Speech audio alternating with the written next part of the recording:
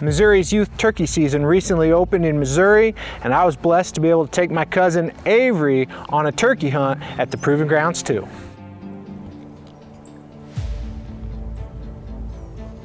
I was excited for my hunt with Avery, so I started preparing, looking at that Moultrie mobile, figuring out where toms were moving, finding those travel corridors, strut zones, and based on that information, there were two spots that really caught my eye, and I decided to put a couple redneck blinds at those locations. A good hunting strategy is key, but you need to make sure your turkey gun's ready for when that big old tom comes in range and it's time to pull the trigger. So a few days before Avery showed up, I got the Winchester out, patterned it did great, made just a few adjustments on the Burris fast fire, got that pattern dead on, and we were ready for opening morning. It was a beautiful morning overlooking a food plot we called Tombstone, which was a great little crossing area and food source for toms. But as that sun came up over the mountain, the wind started picking up, and it was really tough to hear gobbles. It was pretty quiet on the mountain. We took a little break from lunch and headed out that afternoon to a different redneck blind overlooking a food plot we call Prickly Pear. Well, good afternoon. This is my cousin Avery, and this afternoon we're hunting turkeys. Hunting a ghillie blind at the west end of a food plot we call Prickly Pear. Last year, I tagged a tom out of here. This is just a nice little travel corridor, interior road right here along ridge top. There's a big burn unit that we just recently burned just to our east here. Turkeys love to bug in those fresh burns. So I suspect there's probably some turkeys out there in that burn, but they like to roost over here on the point of this ridge. So we're kind of in between where we believe turkeys are this afternoon and where they're gonna roost. Hoping to catch them traveling, hopefully get a big old long beard on the ground. Right? Yep. That's right. Let's see if we can get done. The Prickly Pear food plot butts right up next to a recent burn area. We used prescribed fire in this area just a few weeks ago to improve our habitat. There was a lot of hardwood saplings in there, some cedar tops, and we used fire, got a pretty aggressive fire where we could to try to knock back hardwood saplings and encourage the growth of native species. This will be a great bedding area for deer and habitat for turkeys, nesting, brooding, food sources. But right after that burn, everything's exposed and those insects are out there. They're not hidden. It's really easy for turkeys to get out there and bug and find insects. And because we burned a few weeks ago and had some warm days and rain, there's some really small green shoots coming up, which is great turkey food. So we've got this big burn area that ties right into a food plot. It's got a lot of clover, still some standing milo out there from the summer crop last summer. Some rye, a lot of insects in the clover right now. There were a lot of great habitat features right at that location, and I knew turkeys would be trolling that area. We weren't in the blind long when we spotted a group of jakes come out and start feeding in the green cover food plot. Jakes. All right. They're feeding this way. We'll just kind of let them see what they do.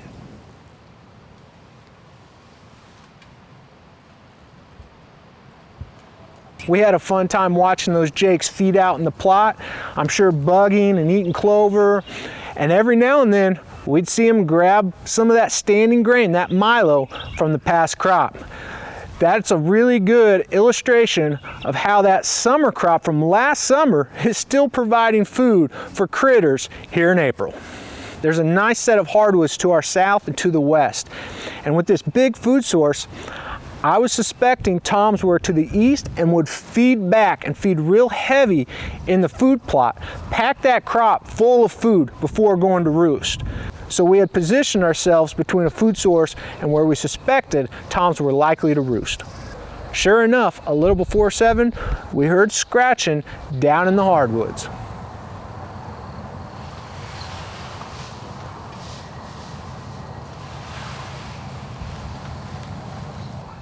This tom was just scratching around, looking for a food source, and I'm sure he was hanging real close to a roost tree.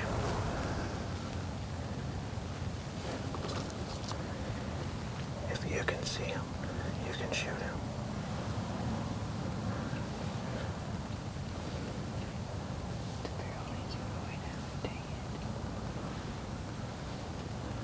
Careful on your barrel. Okay, move now. Careful. No, no, no, no. He's coming back. Can you shoot him there? Shoot him there. And as it always goes with turkey hunting, this tom's right out in the open for the camera. But I'm several feet away from where the Winchester's lined up, and Avery doesn't have a clear shot she feels comfortable with. So we let that tom drift over the ridge, and our heart kind of sank, but we knew he was probably going to be pretty close the next morning. Well, that's when we looked over, and there's two toms out in the food plot feeding.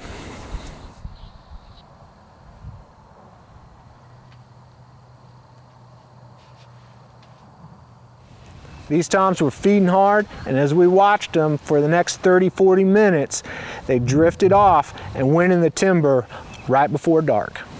I believe those toms were going to be roosted just right over the ridge down in that hardwood bowl. And that burn meets that food plot. Based on our observation, they seem to be walking right along that habitat feature. So I told Avery the next morning our strategy was to go right to that corner, get inside the timber, and see if we could call those toms up to us. We're gonna make this short and quick because we believe there's a couple toms close by. Yesterday afternoon, had a great encounter with a couple of toms. They came in right at last light, right off the edge of this food plot. We dove in the timber here, right where they entered, and we're gonna see if we can get in their bubble and get them come up the mountain this morning. Already heard a couple distant gobbles, waiting for these close gobbles.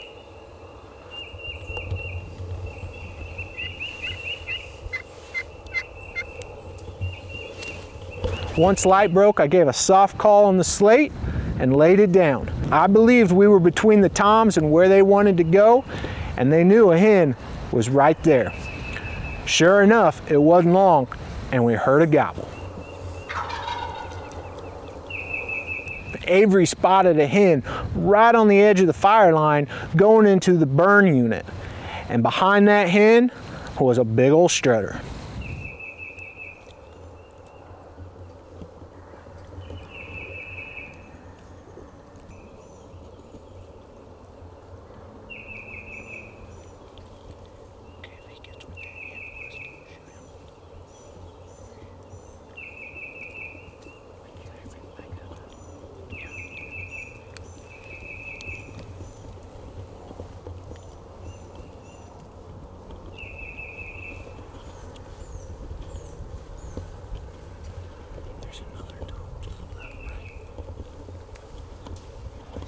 That tom drifted through a couple shooting lanes pretty quick, and Avery wisely held off, waiting for a good shot opportunity.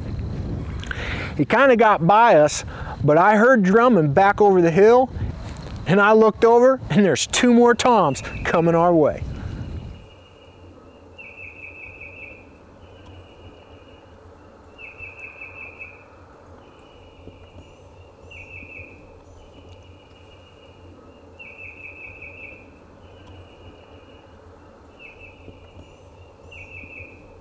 In that thick timber, it was kind of tough to get the gun lined up with the camera for a shot opportunity. And the toms kind of drifted back over the ridge and swung out into the food plot. I told Avery, let's drop down, use this terrain, swing around, and get up ahead of the toms up on top of the mountain. We got set up quickly and quietly, gave a soft call, and a tom gobbled.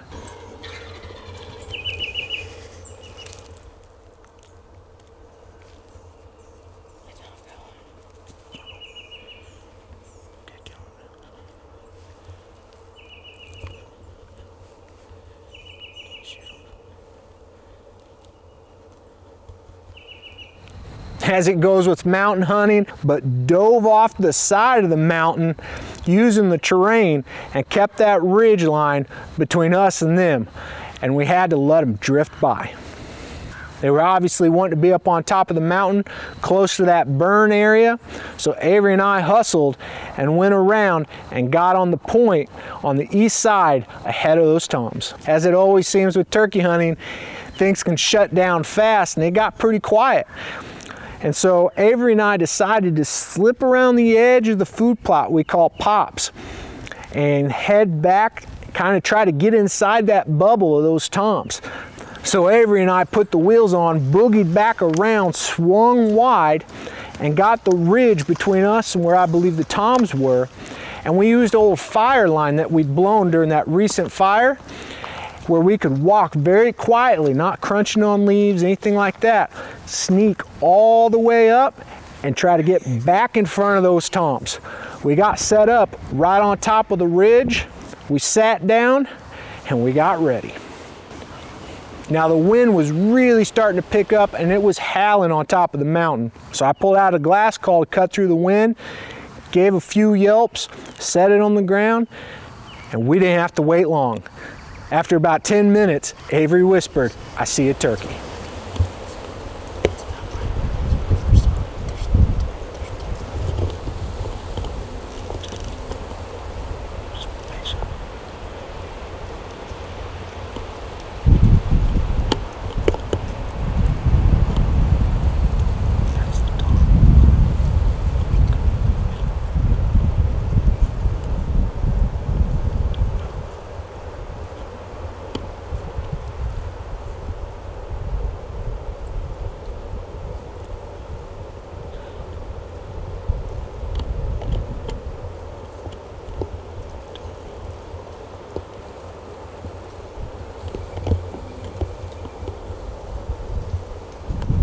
As we were kind of shifting around, I think they saw something, or the hen did, and kind of alerted the toms. And again, they swung wide and used that terrain as some cover. They got behind some cedars. That cover was great for us because when they were behind a big cedar, we were able to swing that Winchester, and we were ready for when they stepped out.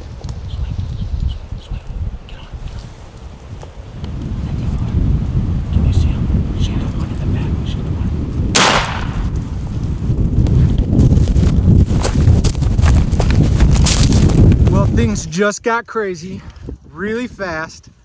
What happened, Avery? I was looking down here and I saw a hen, and she came down the road, and then we saw two toms, and I started to move and they went into the brush and they came back out, and I got a shot on the second one and I got him. It was like 27 yards away.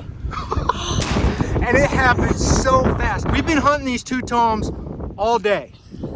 And yeah. Oh man.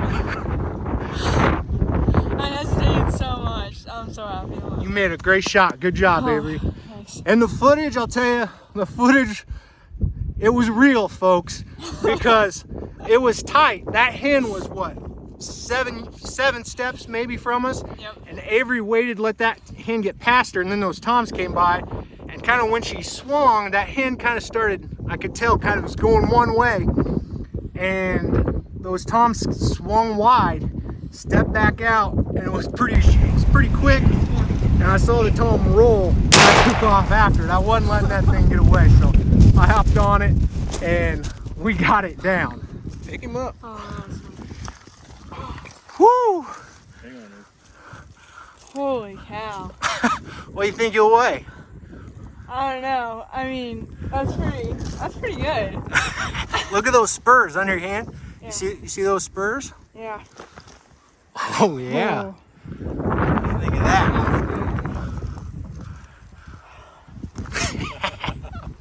Oh my word. Just want to take a minute and point something out.